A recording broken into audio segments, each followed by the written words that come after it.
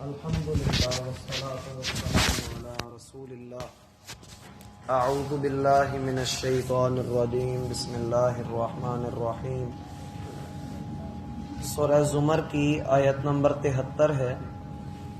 اللہ رب العالمین کا فرمان ہے وَسِيقَ الَّذِينَ اتَّقَوْا، اور لے جائے جائیں گے وہ لوگ جو ڈرتے رہے ہوں گے، ربہم، اپنے رب سے، الی الجنتی، جنت کی طرف، زمرا، گروہ در گروہ، حتی، یہاں تک کہ، اذا جاؤہا، جب وہ اس کے پاس آئیں گے، وفتحت ابوابہا، اور اس کے دروازے کھلے ہوں گے، وقال لہم، اور ان سے کہیں گے، خزنتہا، جنت کے دربان، سلام علیکم، تم پر سلامتی ہو، طبتم، تم پاکیزہ رہے، فادخلوہا، لہذا تم داخل ہو جاؤ اس میں، خالدین، ہمیشہ رہنے والے۔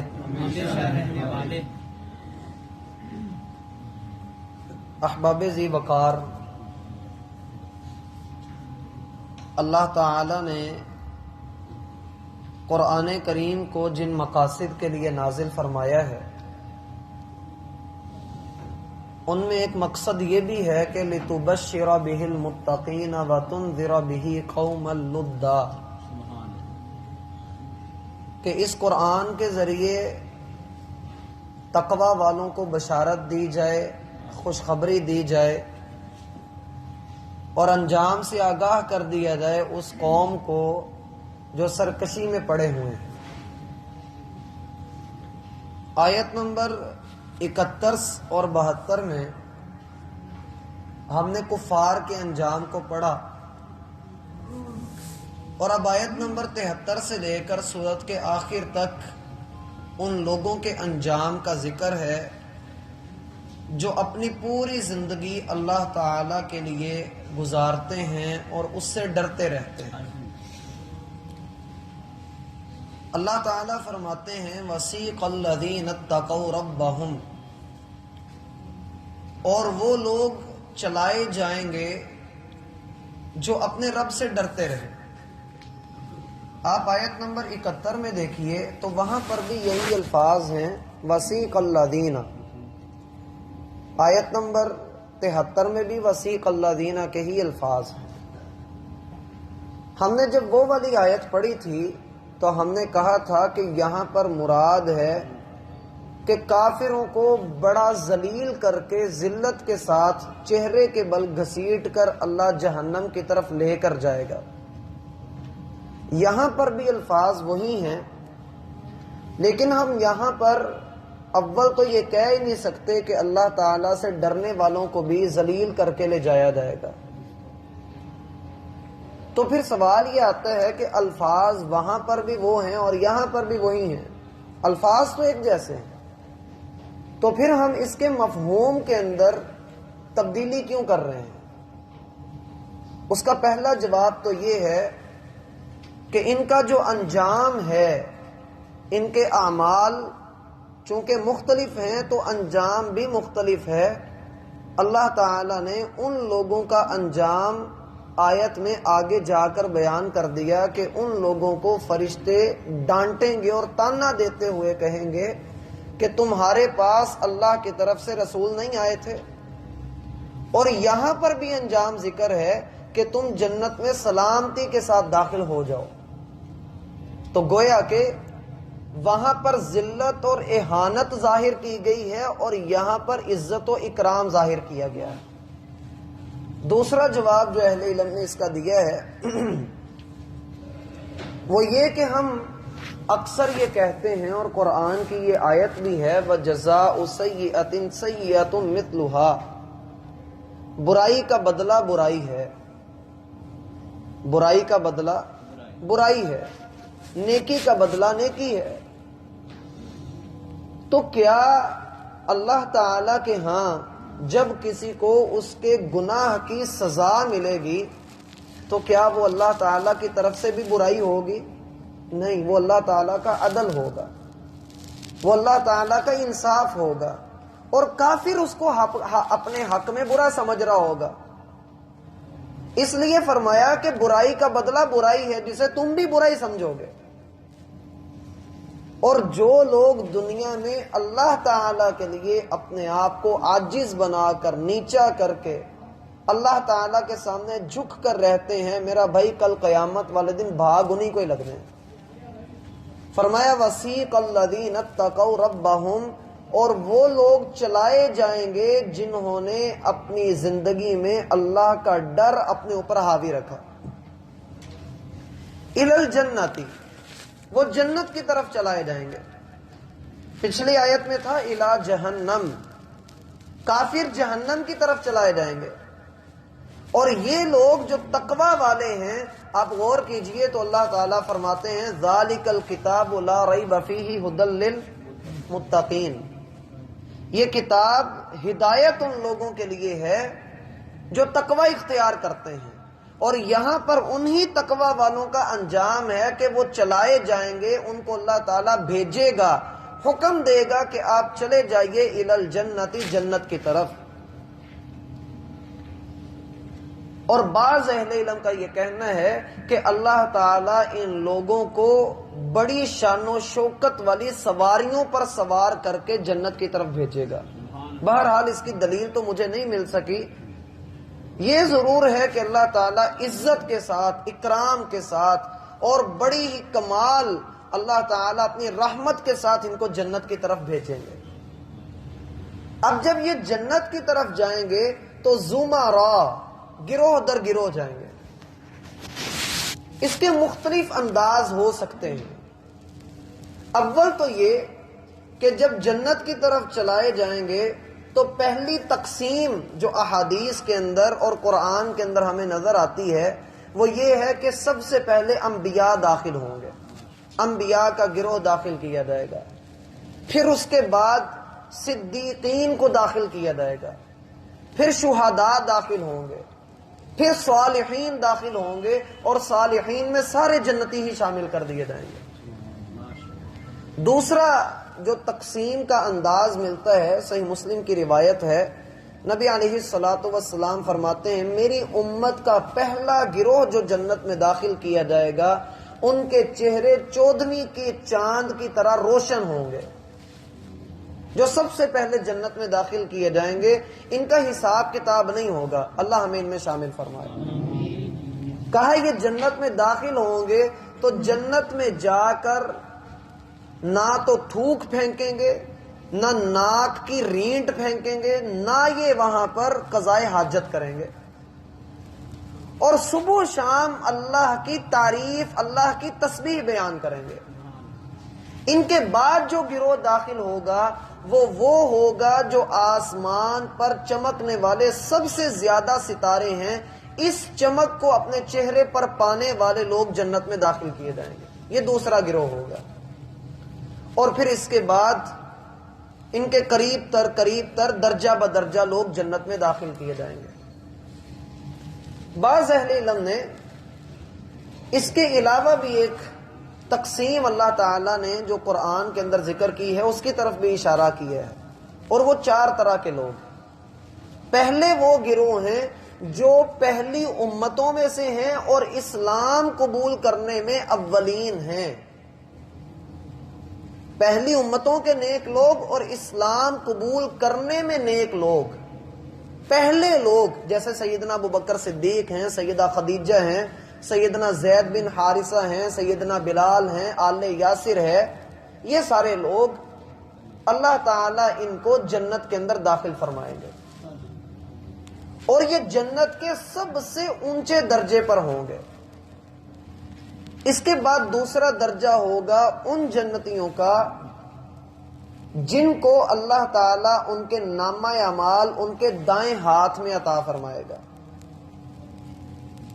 اور پھر وہ جنتی ہوں گے جو ان دونوں کیٹیگریز کے پیروکار ہوں گے، ان کے پیچھے چلنے والے ہوں گے، یعنی صحابہ کے رستے پر چلنے والے لوگ جنت کے اندر داخل کر دیے جائیں گے۔ یہ جنت کی تیسری قسم ہے۔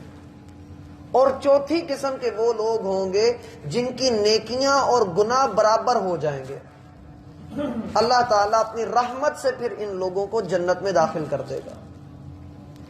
تو یہ جنت کے اندر داخل ہونے والے لوگوں کے مختلف گروہ ہیں جو جنت میں داخل کیے جائیں گے۔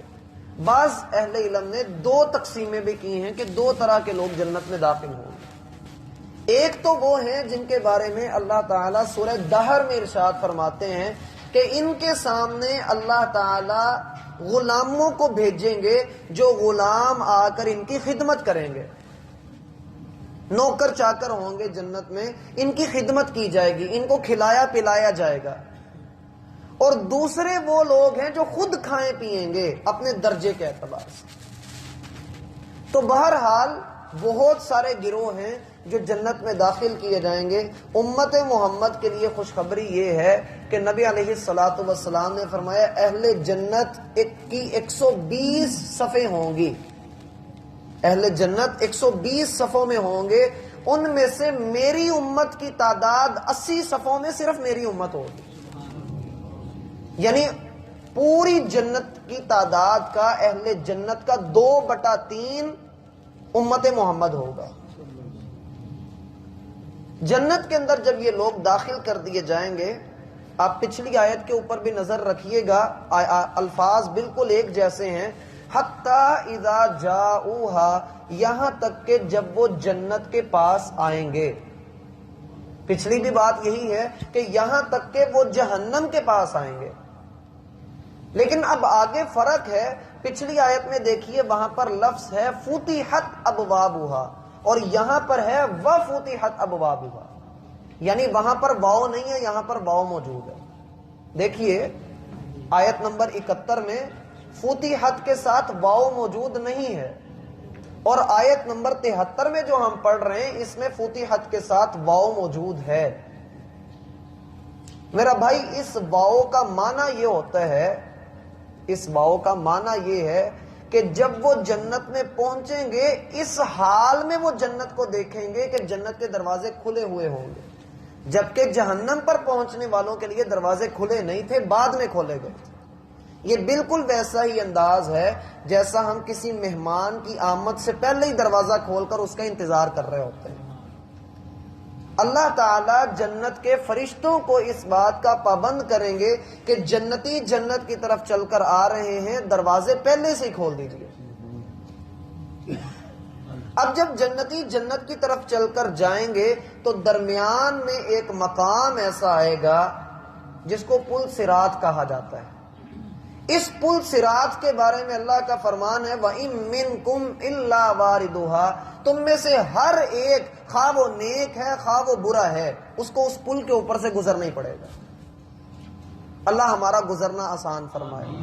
کہا وہ لوگ اس پل کو کراس کریں گے تو اللہ تعالیٰ آگے جنتیوں کو اس پل سے کراس صرف وہی ہوگا، گزرے گا وہی، سلامت وہی گزرے گا جو جنتی ہے۔ جہنمی نہیں گزر سکے گا، اس پل سے گر جائے گا نیچے جہنم کے اندر۔ یہ پل جہنم کے اوپر رکھا ہوا ہے۔ جب یہ لوگ پل کراس کر جائیں گے تو اللہ تعالیٰ آگے لے جا کر ان کے آپس کے چھوٹے موٹے جو ظلم و زیادتی دنیا میں انسانی تقاضے کے مطابق ہو گئی ہوں گی، اللہ ان کا بدلہ دلوا دے گا، صاف ستھرے لوگ ہو جائیں گے۔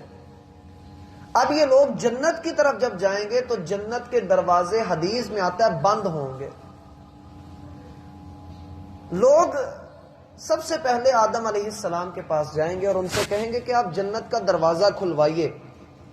وہ کہیں گے کہ مجھے حکم نہیں ہے اس بات کا۔ لوگ نوح علیہ السلام کے پاس آئیں گے، وہ بھی یہی جواب دیں گے، اللہ تعالیٰ اپنے نبی کی فضیلت کا اظہار چاہتا ہے، موقع ہر موقع پر اپنے نبی کی فضیلت ہے، ان کی شان ہے، حتیٰ کہ لوگ نبی علیہ السلام کے پاس آئیں گے اور آپ سب سے پہلے جنت کا دروازہ کھٹکھٹائیں گے، اندر سے آواز آئے گی کون ہے؟